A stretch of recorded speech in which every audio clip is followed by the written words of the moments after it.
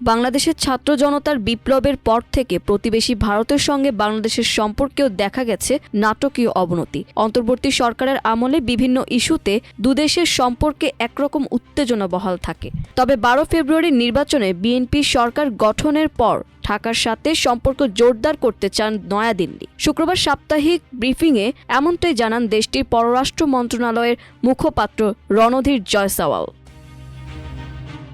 ব্রিফিংয়ে রণধীর জয়সওয়াল বলেন, আপনারা জানেন বাংলাদেশের নির্বাচনে বিএনপির বিজয়ের পরপরই প্রধানমন্ত্রী নরেন্দ্র মোদী তারেক রহমানকে অভিনন্দন জানিয়েছেন। এমনকি লোকসভার স্পিকার ওম বিড়লা 17 ফেব্রুয়ারি বাংলাদেশের নতুন সরকারের শপথ অনুষ্ঠানে যোগ দেন। তিনি নরেন্দ্র মোদীর একটি চিঠি তারেক রহমানের কাছে হস্তান্তর করেন। জয়সওয়াল বলেন, চিঠিতে একটি গণতান্ত্রিক, প্রগতিশীল ও অন্তর্ভুক্তিমূলক বাংলাদেশকে সমর্থন করার প্রতি ভারতের অঙ্গীকার পুনর্ব্যক্ত করা হয়েছে।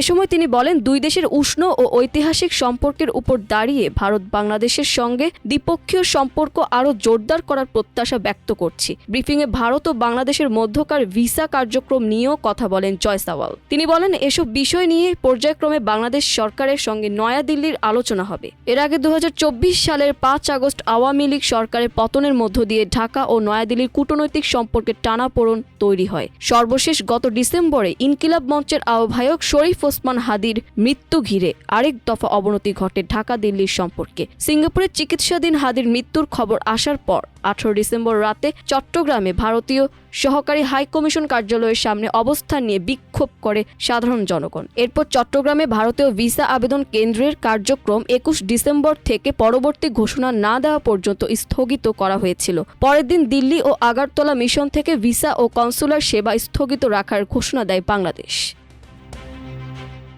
এর মধ্যে নির্বাচনে বিএনপি নিরঙ্কুশ জয়ের মধ্য দিয়ে দুই দেশের সম্পর্কে বরফ গলতে শুরু করে। তবে নতুন সরকারের সময় এসে বাংলাদেশের আকাশসীমায় নিষেধাজ্ঞায় পড়ল ভারতীয় বিমান সংস্থা স্পাইজেট। আকাশসীমা ব্যবহারের ফি বাবদ স্পাইজেটকে নিষেধাজ্ঞার বাংলাদেশের। যদিও ত্রয়োদশ সংসদ নির্বাচনে পূর্ণাঙ্গ ফল আসার আগে 13 ফেব্রুয়ারি সকালে তারেক রহমানকে এক বিবৃতিতে অভিনন্দন জানান ভারতের প্রধানমন্ত্রী নরেন্দ্র মোদী। এরপর পূর্ণাঙ্গ ফল ঘোষণার পর বিকালে তারেকের সঙ্গে টেলিফোনে কথা বলেন তিনি। ওই ফোন আলাপে তাকে অভিনন্দন জানানোর পাশাপাশি তার কাজে সমর্থন দেওয়ার কথা বলেন।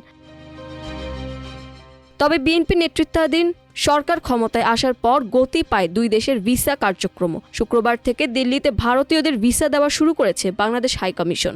আগের দিন সাংবাদিকদের সঙ্গে মত বিনিময়কালে সিলেটের ভারতীয় সহকারী হাই কমিশনার অনিরুদ্ধ দাস জানান, সব ধরনের ভারতীয় ভিসা প্রক্রিয়া শীঘ্রই স্বাভাবিক পর্যায়ে ফিরবে। মাল্টিমিডিয়া ডেস্ক, আমার দেশ।